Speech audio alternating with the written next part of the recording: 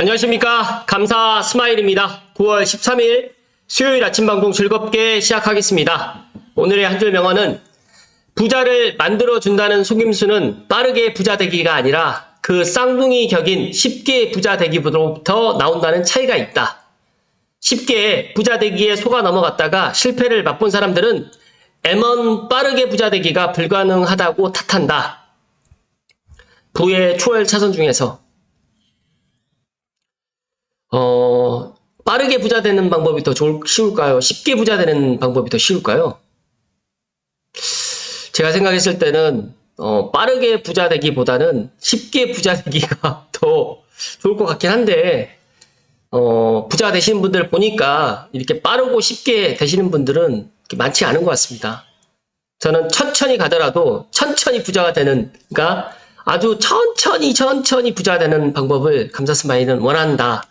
감사스마일 TV를 애청하시는 분들 중에 빠르게 부자가 되기를 희망하시는 분들이나 또 쉽게 부자 되기를 갖다 희망하시는 분들은 한번 생각을 한번 해보시면 좋을 것 같습니다.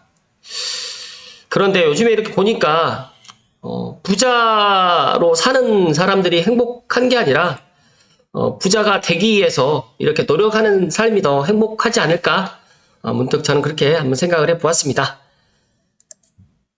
오늘 방송 드릴 이야기가 조금 여러 개가 있습니다. 감사스마일이 제가 아침에 이제 어떤 한 가지 주제를 가지고 이제 이야기를 드리는데 오늘 시간에는 제가 좀 관심 있는 그 뉴스 몇 가지 하고 마지막에 이제 또 주택 공급 관련해 가지고 또 정부에서 좀 딜레마에 지금 빠지지 않았나 관련해 가지고 그 신문 기사를 가지고 감사스마일 한번 이야기 드려볼 수 있도록 하겠습니다.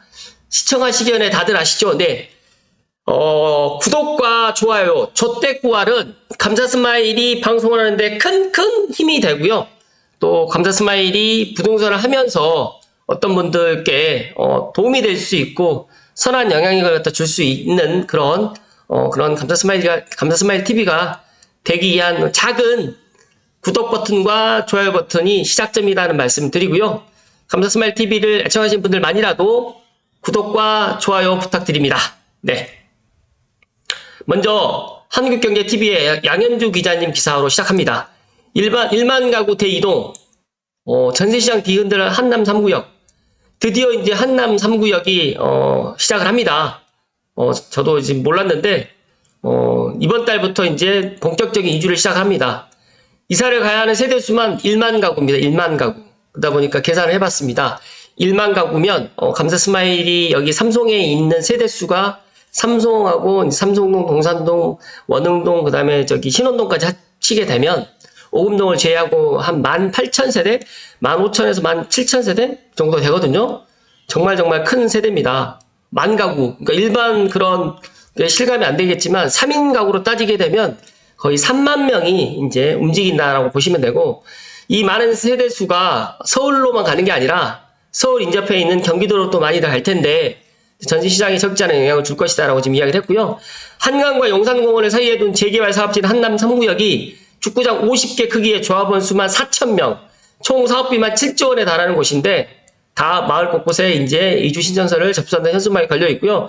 지난 6월 관리처분 인가를 받아서 이제 재개발 사업 부분 능선을 통과하면서 본격적인 정비에 들어가는데 조합원 80% 정도가 투자자여서 실거주 비율이 높진 않지만 세입자 이주가 관건이다 라고 지금 이야기를 하는데, 제가 여기에서 추가적으로 하나 더 이야기를 드리겠습니다. 같은 한남 3구역인데 2조 7천억 단군 이래 최대 이주비가 풀린다. 앞서서 말씀드렸던 것처럼 이제 한남 3구역에 이제 이주비가 풀리고 이 금액이 2조 7천억입니다.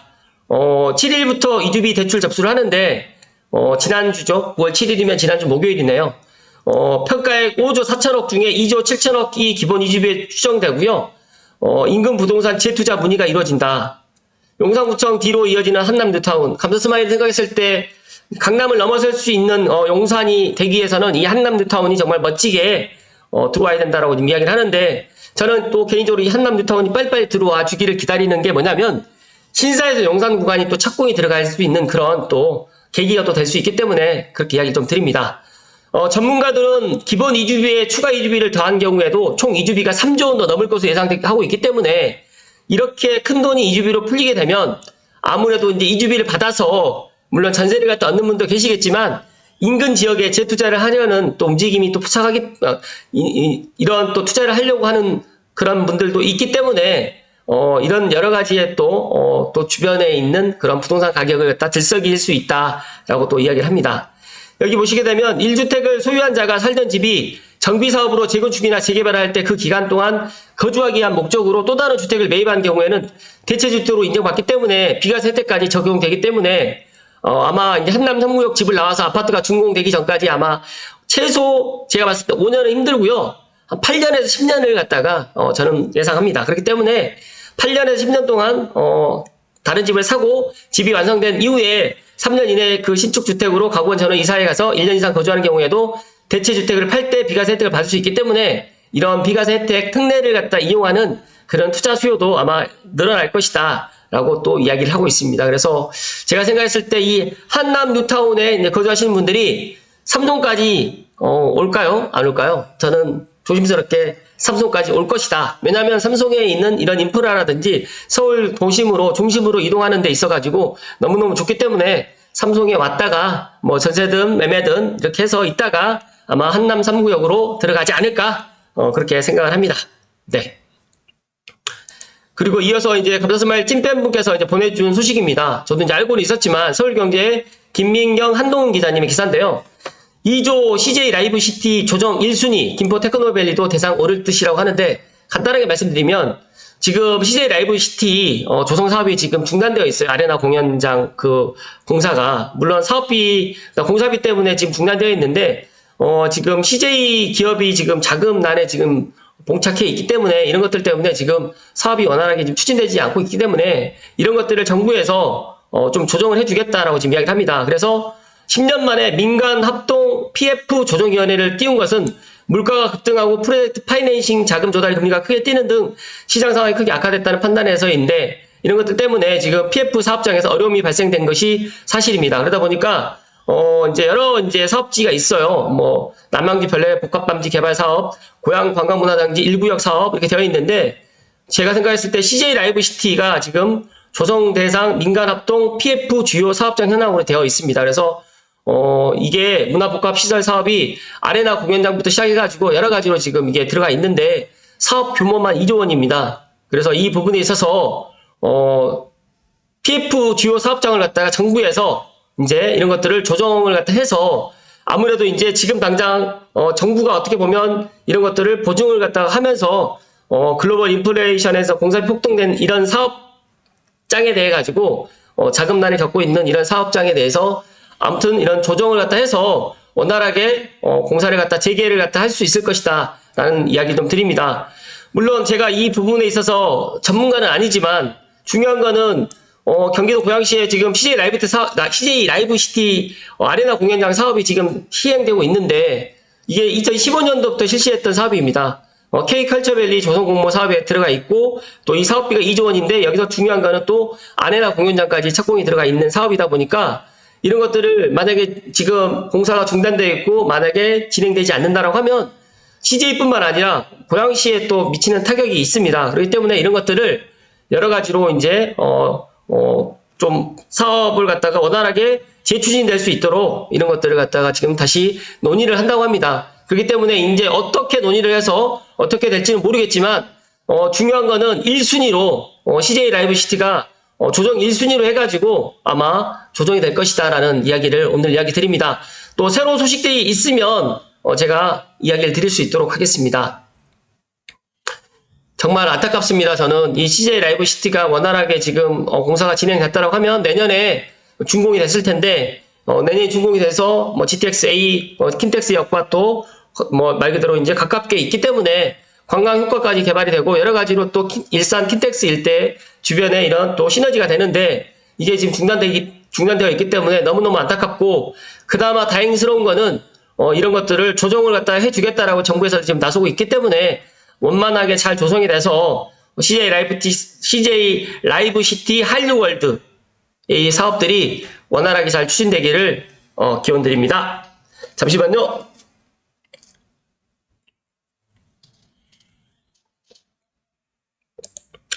마지막으로 비즈워치의 나원식 기자님의 집이 쉬운 이래도 저래도 집값 자극 공급 대책 딜레마에 대해서 이야기 좀 드릴 수 있도록 하겠습니다. 일단 정부가 공급 부족을 선언했습니다. 시장 불안 심리를 완화할까라고 지금 이야기를 하는데, 중요한 거는 정부에서조차도 이 공급이 부족하다라고 인정을 했고, 규제 완화로 투기 심리를 자극할 수 있기 때문에 여러 가지로 지금 이제 고민이 됩니다. 고민을 할 거라고 생각합니다. 그리고 또 비아파트 활용, 오피스텔, 주거용 오피스텔, 아파트 1년 내 활용할 단기 대책의 절실히 필요하다고 하는데, 자, 역시도 이제 어떤 대책이 나올지는 모르지만 중요한 거는 이 공급 대책의 딜레마입니다. 그러니까 이거를 갖다 지금 정부에서 공급 대책을 갖다가 이렇게 만들게 될 경우에 반대로 더 수요가 더 늘어나서 주택 시장에 말 그대로 불을 더 붙일까, 기름을 더 껴얹는 그런 걸로 나타나지 않을까라는 그런 또 걱정이 또 있나 봅니다. 그래서 이제 이달 20일에서 25일 사이에 주택 공급 대책을 내놓을 건데요. 물론 이제 국토교통부에 있는 공무원분들께서 열심히 지금 또 밤잠 안 자가면서 또 이 대책을 갖다 마련한다라고 할 거고요. 초안은 들어갔겠지만 또 다시 또 수정안 계속적으로 지금 될 겁니다. 감사 스마일도 공무원 생활 해봐서 알지만 기획하고 기한하고 결제 맡고 하는 게 쉽지만은 않아요. 근데 중요한 거는 또 모든 그 대한민국 국민의 제1관심사가 부동산인데, 이 부동산 주택 공급 대책이 어떤 대책이 담겨질 것인가 또 주목하고 있고, 그런 것들 때문에 이제 이 또 부동산 시장에 또 불을 붙이는 건 아닌가, 또 이런 걱정이 또 같이 공존해 있는 것 같습니다. 일단 신문 기사를 좀 살펴드리면, 전문가들은 정부가 정교하고 실효성 있는 대책을 내놓을 필요가 있다고 지적을 하지만, 자칫 시장에 주택이 부족하다는 시그널만 줄 수 있다는 우려가 있고, 특히 건설사들에 대한 규제 완화라든지 재개발, 재건축 등 개발 이슈가 부각될 경우에 되레 집값을 자극할 수 있다는 우려도 나와 있습니다. 추석 전 주택 공급 대책을 발표를 한다는데 비상단계라고 인지를 할 수도 있고 비상이 아니다라고 지금 이야기를 할 수도 있는데, 중요한 거는 정부가 주택 공급 확대 방안을 내놓는 것은 올해 들어서 정말 주택 인허가라든지 착공 등이 급감하고 있고, 또 지금 부동산 시장이 지금 상승으로 전환되어 있기 때문에 지금 바닥을 쳤다라고 지금 많은 전문가분들도 이야기하고 있고, 실제로 지표에서도 이게 나와 있습니다. 그리고 이제 주택 공급이 저만 이제 부족하다고 이야기를 드리는 게 아니라, 많은 전문가분들이 진짜 내년, 내후년 3년의 그 서울 및 수도권의 그 주택 공급 입주 물량을 한번 체크를 한번 해보십시오. 정말 부족합니다. 그렇기 때문에 이 주택 공급 부족 현상이 결국 정권 후반기에는 이런 게 나타날 것인데, 이런 것들을 지금 인정하고 빨리빨리 지금 대책을 갖다 마련한다고 하더라도, 제가 앞서서 말씀드렸던 것처럼 빵이 아닌 이상 이 아파트를 갖다가 준공하기까지 최소 시간이 3년이 걸리거든요. 예전에는 2년에서 2년 6개월 걸렸다고 하지만 지금은 이제 더 강화돼가지고 3년이 걸리는데, 지금부터 아파트를 짓는다고 하더라도 3년이 걸리고, 앞서서 말씀드렸던 한남 3구역 이주하고 철거하고 시공하고 하는 게 제가 생각했을 때 부수고 새로 하는 게 최소 5년 걸린다고 하더라고요. 근데 지금 같은 상황이라고 하면, 2주까지 들어간다라고 하면 5년이 아니라 정말 최소 7년에서 10년은 걸린다라고 보시면 될 것 같습니다. 그래서 이번 정부의 경우와 지난 정권 부동산 정책 실패를 반복하지 않겠다라고 해서 대규모 주택 공급 계획을 지속해서 강조해 왔지만, 제가 생각했을 때는 이거는 말 그대로 말뿐이었습니다. 그러니까 계획만 이렇게 하겠다, 주택 200만 호, 260만 호, 250만 호 공급하겠다라고 이야기를 했지만, 실제로 시장에서는 주택 착공이 들어가지 않았고, 또 창릉 3기 신도시라든지 일반 3기 신도시도 아직 기본적인 착공조차도 아직 들어가 있지 않은 데가 정말 많기 때문에, 이런 것들이 250만 원을 주택 공급을 하겠다라는 거는 실질적으로 이게 아니다는 말씀 좀 드립니다. 그러니까 우리가 공급하겠다라는 거는 인허가까지가 들어가는 건데, 인허가를 갖다가 제가 생각했을 때 윤석열 정부 끝날 때까지도 못할 수도 있다라는 말씀 좀 드립니다. 그런데 중요한 거는 이제 2, 3년 뒤에 입주 물량이 부족한 이제 이런 것들이 본격화된다라고 하면 여러 가지로 이제 이 주택 시장에 이제 문제가 일어나죠. 그리고 최근에 청약 경쟁률이 올라가고 있고, 특히 30대 이하의 젊은 층의 매수세가 정말 늘고 있습니다. 감사 스마일은 현장에서 느끼고 있는 게, 예전에는 20대 신혼부부, 30대 신혼부부가 집을 사질 않았어요. 그러니까 말 그대로 전세나 월세로 갔는데, 지금은 30대 이하의 젊은 층들이 집을 매수를 합니다. 그 집을 매수를 하는 게 빌라를 매수하는 게 아니라 아파트를 매수를 하기 때문에 이런 수요까지 같이 가세가 되고, 그렇기 때문에 이제 주택 수요는 점점점 늘어나고 있고 공급은 지금 부족해져 가고 있다라고 보시면 될 것 같습니다. 그래서 정부가 이런 흐름을 막기 위해서 대책 마련에 나선 것은 긍정적이지만 실효성이 떨어지는 방안을 내놓을 경우 단기로는 되려 집값을 자극할 수 있다는 우려의 목소리도 정말 커지고 있고요. 정부가 시장에 주택이 부족하다는 시그널을 더욱 강하게 줄 수 있다는 또 지적을 지금 또 보이고 있다. 그러니까 분양가가 더 오를 가능성이 있다는 점과 추가 개발 이슈가 주목받을 경우에 투기 심리를 자극할 수도 있다는 지적도 나오고 있고요. 또 송승현 대표님께서는 정부가 대책을 마련하는 것은 좋지만 자칫 공급이 부족하다는 것을 정부가 시인하는 모양새가 될 수 있다는 것은 심히 우려스럽다. 그래서 아울러 주택 공급을 확대한다며 재개발, 재건축 규제를 완화하는 등의 방안이 담길 경우 개발 호재로 이어져서 도리어 집값을 끌어올릴 가능성도 있다라고 지금 이야기를 합니다. 그렇기 때문에 이 주택 공급을 갖다가 발표를 해도 엄밀히 따지게 되면 주택 공급이 바로 되는 게 아니라 2년, 3년, 길게는 5년, 10년이 걸리기 때문에 이런 주택 공급을 갖다가 이런 대책을 갖다가 지금 발표하는 게 도리어 집값을 갖다가 더 부추기는 건 아닐까, 이런 것들 때문에 지금 딜레마에 빠져 있는 거라고 생각합니다.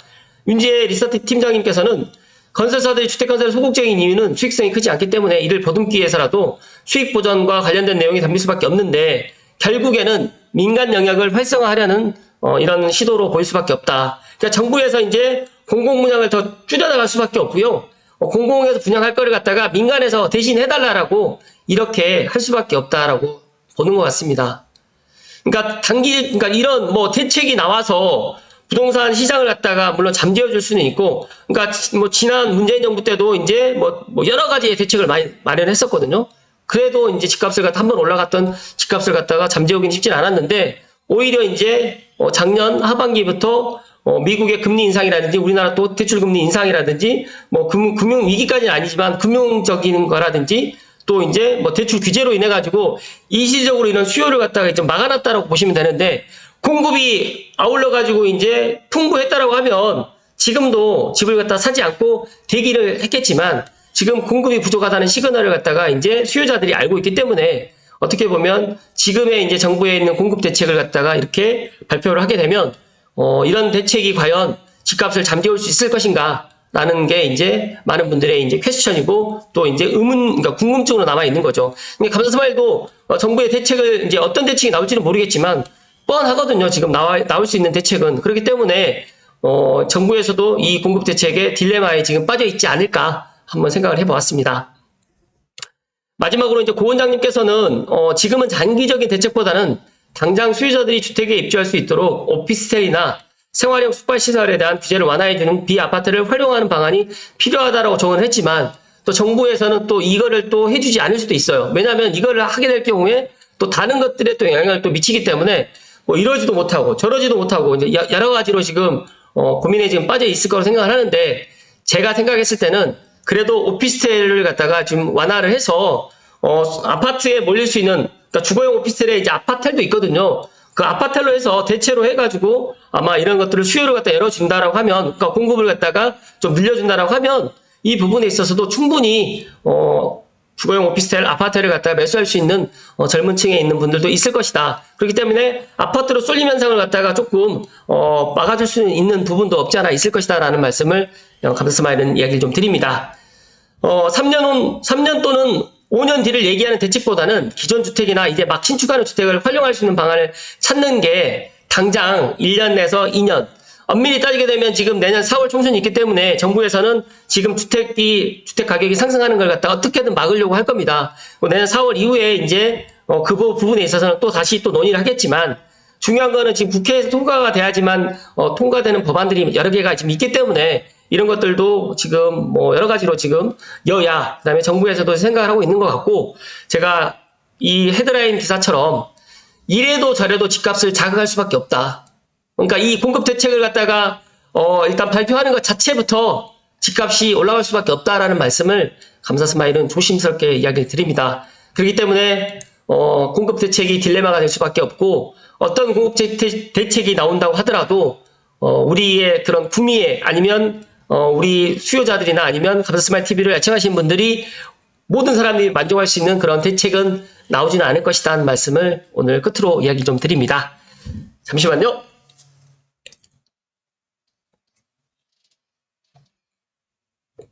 정말 어렵습니다. 감사 스마일이 부동산 현장에 있으면서 또 어제 저녁에 그런 생각을 했어요.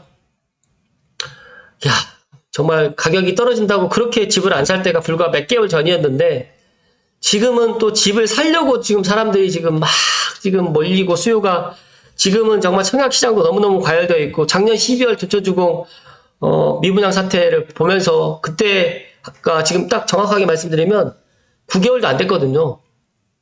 1년도 안 된 이 시점에서 이 주택 가격이 다시 지금 상승하고 있는데 제가 지난주에 지축역에 센트럴 푸르지오하고 지축에 있는 아파트, 삼성에 있는 아파트 임장을 손님하고 같이 갔는데 그 손님도 이제 그 주택 자기가 생각했던 금액이 있었는데 그 금액을 또 오버해버리니까 또 주저하더라고요.